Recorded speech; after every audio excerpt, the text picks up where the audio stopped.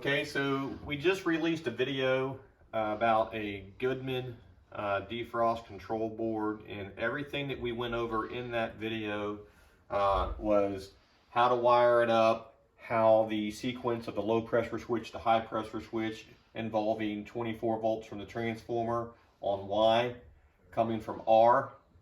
R has to be on the board, R has to be out of that, and we talked about how Y has to be present, a Y call from the thermostat, but it's going to run through a different pressure switch back to the PS2 on the board, and then that will give us a CNT output over to our contactor. Now, we went step by step on that. We covered on the smart board, as we continued that video, the 30, 60, 90, the forced defrost and all that.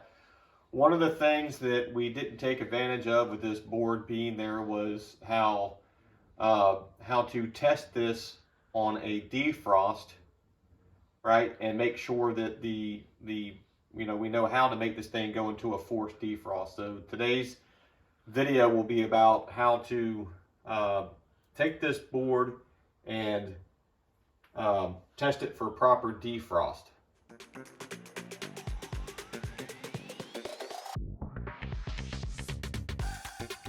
All right, so we're going to take our board. We're going to make sure that our selector pin is on 30, 60, or 90. It doesn't matter. I'm just going to stick mine on the bottom side of it, which would be 30. There's nothing on the board. This board is ready to go. I want to go ahead and show you with the meter. I swapped my meter out so I had a backlight to help you see voltage. What we have up here is I have a transformer that's putting out 24 volts. Power, and I'm going to take that 24 volts, I'm going to apply it to this board, and I'm going to use the O terminal to energize this contactor. This will act as my reversing valve coil, and we'll have a light on so we don't have to come over here and read 24 volts. Once I start to wire this up, just for the defrost portion of this, it's going to get real busy, so I'm going to try to do this step by step where you guys can see, where I'm putting my alligator clip wires that I have over here. It's going to take many of them to do this. And then just to start off with where my voltage is coming from, we have L1 and L2. I just want to show you here, if you look, we actually have 240 volts of electricity. And so I'm going to take this 240 and I'm going to apply it to T1 and T2, and then I have a 120 volt light that once we put high voltage on that light, it'll come on. Now this light, obviously I have a Cantex box here. There's a lot of stuff on the inside that I put in there to make this work. The purpose of this video is not to confuse anybody. This is just acting as a load. I'm calling it a reversing valve right now. At the end of it, we would be in heat mode with the light off. With the light on, we would be in cool mode for defrost purposes. This would be my coil. But yes, it's going to take 240 volts to get this light to come on, even though it's 120 light, because of what I've done inside this box with a bunch of transformers. So without further ado, we'll go ahead and start off with what the board needs. The board has to have 24 volts. So we're going to come over here to R, and we're going to come up, and now we have 24 volts on the board. Now the board isn't going to energize and do anything because we don't have common going back to the transformer just yet.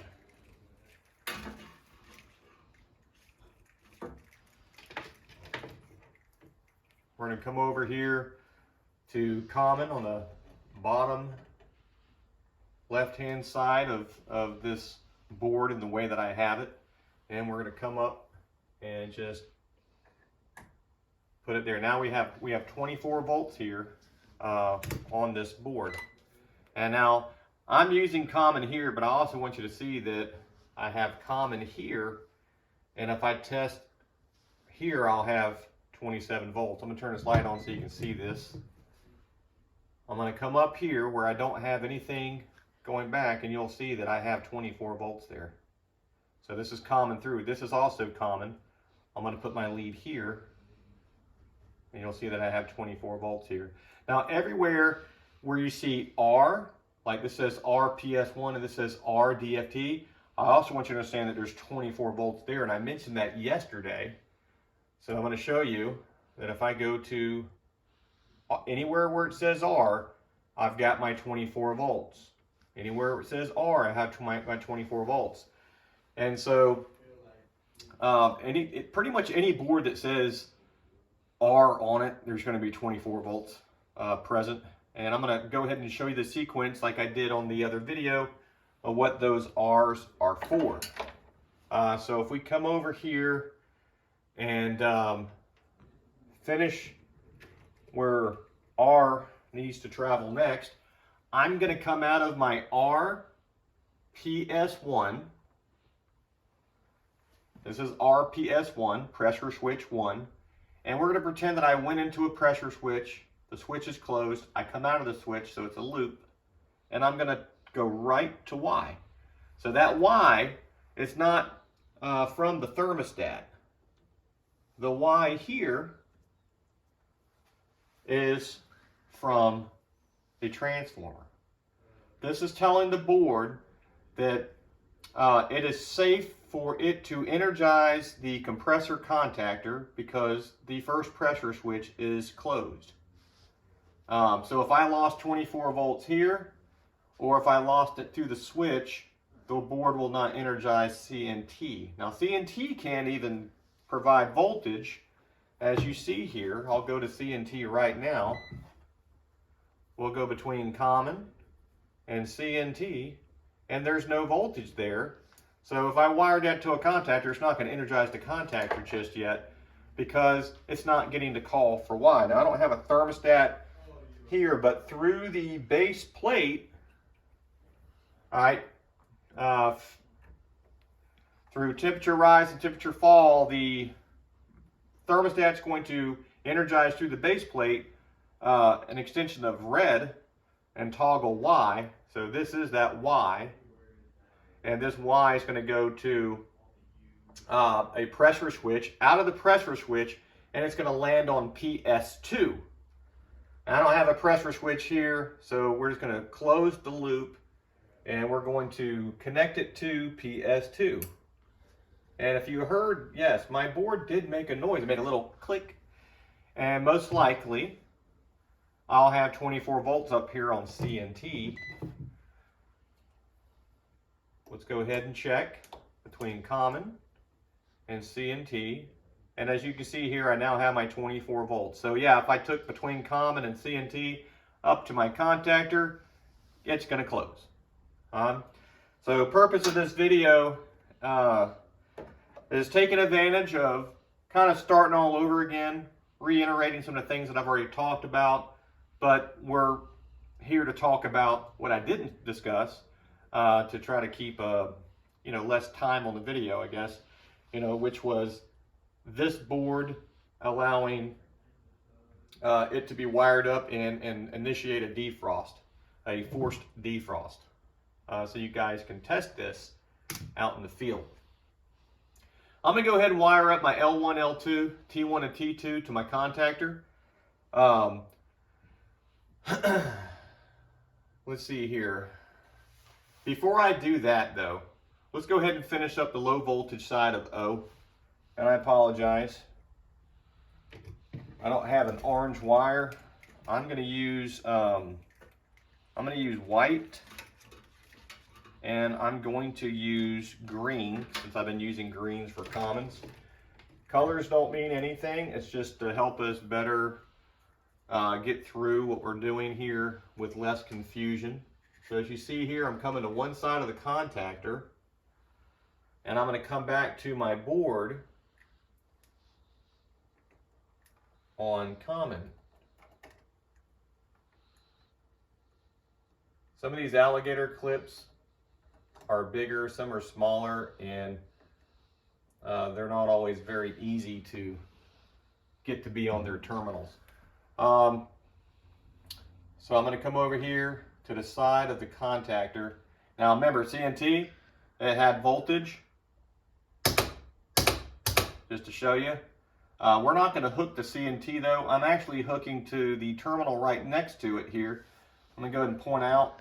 We can get our camera on that. I'm hooking it up to ORV. Now when I hook it here, nothing's going to happen.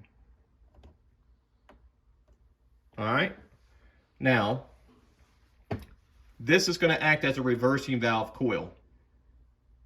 The moment I get 24 volts on O. Now I'm not going to bring O from the base plate of the thermostat.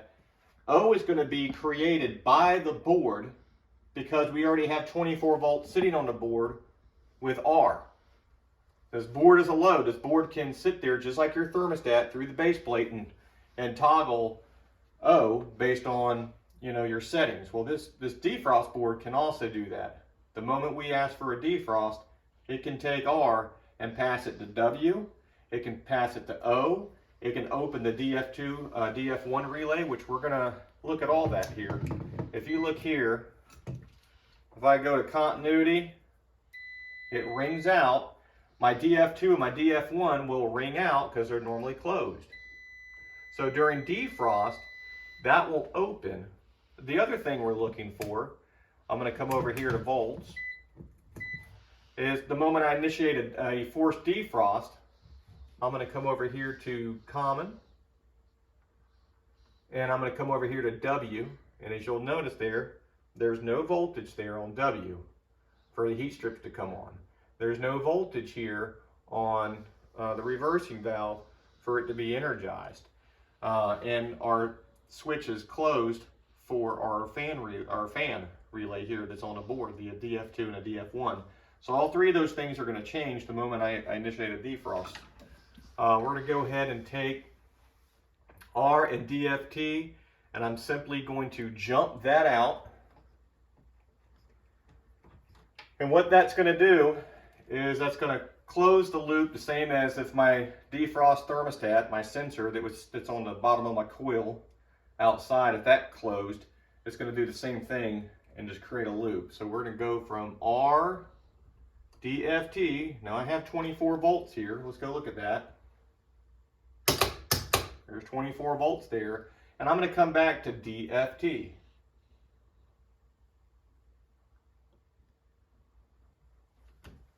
And so all I've done is I just closed that, the same as my thermostat.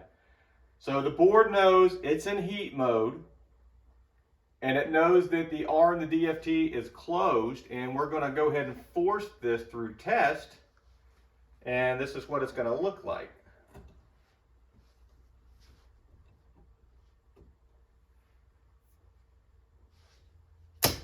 And as you can see, my contactor energized. It has 24 volts. As you see here, between common and W, there should be 24 volts. Okay, so we're telling the heat strips to come on.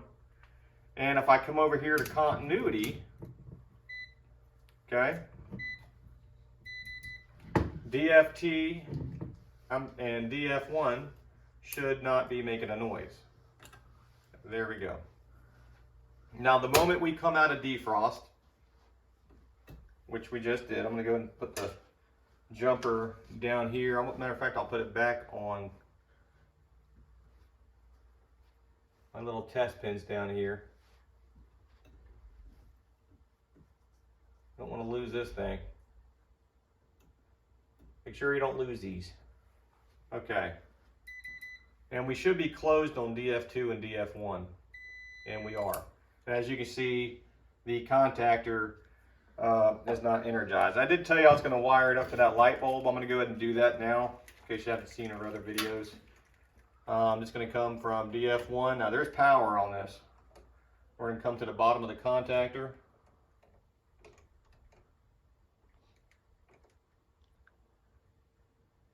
There we go. I'm going to try to use different colors, just so I don't butt legs of power together.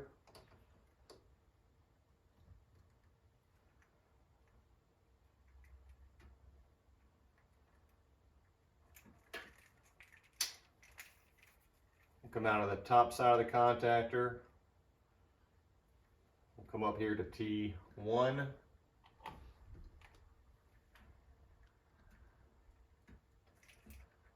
Top side of the contactor to T2. And now once this contactor gets 24 volts, the light will come on. All right, now we're gonna go ahead and initiate a defrost again. All right, so remember we have to close R and DFT. So we're gonna go ahead and close R and DFT. Now it's closed, and we need to take the pin completely off the board. You have 30, 60, 90, and we're going to jump out the test. And the contactor should pull in, and remember I have this wired as my reversing valve. And then to see what the other ones are doing, I can wire this to my W. It'll still turn on the light. That just indicates that I'm getting 24 volts on this output. Let me put my light on here. So we have 24 volts there. And then if we want to look at continuity between DF2 and DF1, we have nothing. And as you see, it went out of defrost. So now my fan is back on, and W should not have any voltage on it. Let me go back, put this light on so you can see it better. Should not have any voltage on it. And as you see, my reversing valve's back in heat. So if I wanted to repeat that step, I would just remove my jumper. I'm still closed over here. And again, we're trying to find out if this board does all three of those sequences: turn the fan off, turn on the heat strips, and turn on the reversing valve in cool mode. If it can do all three of those, simply by jumping out the R and DFT and putting this test pin on the test, and there you go, it works. And that's it. And then make sure you don't leave it there. So what you want to do is you want to put it back over here on 30, 60, or 90, wherever the setting was. Make sure you remove your jumpers, okay? And this should be the setting that you pretty much leave everything back in, the way it was wired from the factory with no jumpers on it and no test pins jumped out. I hope this helps you out. And, we try not to make our videos too long, too short. It's hard to find that sweet spot. There's a comment box. You're always welcome to leave a comment. If you see something in the field that, that's related to the topic of the video, because we don't want to change our algorithm up on different topics right now, because we're in the heating season. So we're talking about different types of defrost boards. But if you want to talk about a certain defrost board or something like that, we can look in to see how we can maybe taking that material into account in one of our videos. Thank you. We hope this helps you out, and like our channel, like the video, subscribe, and stay tuned for our next video.